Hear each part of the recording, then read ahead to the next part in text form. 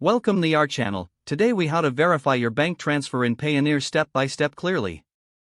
To verify your bank transfer in Payoneer, start by logging into your Payoneer account. Navigate to the Activity tab in the main menu. Select Bank Transfers from the drop-down options. Locate the specific bank transfer you wish to verify. Check the status of the transfer displayed next to it. If the status shows pending, keep an eye on it as it will update once processed. For transfers marked as completed, click on the transaction for more details. Review the confirmation information provided.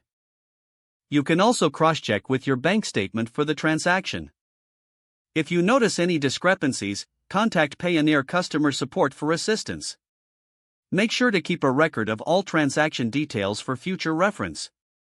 Regularly monitor your account for any updates regarding your transfers. Once verified, you can proceed with your funds as needed. If the page does not load, refresh the browser or try again in a private or incognito window. Make sure you are using the correct email address, then retype it carefully to avoid small typos. If your password is not accepted, use the reset option and create a new strong password you can remember.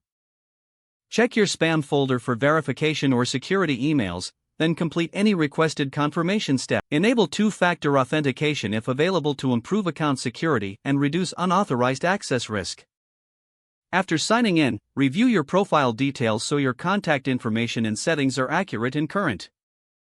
If you see an error message, note it down and try again after restarting your device and internet connection.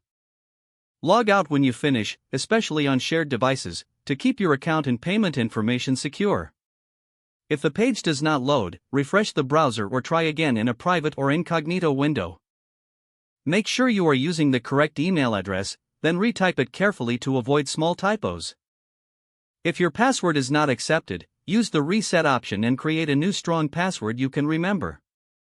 Check your spam folder for verification or security emails, then complete any requested confirmation steps.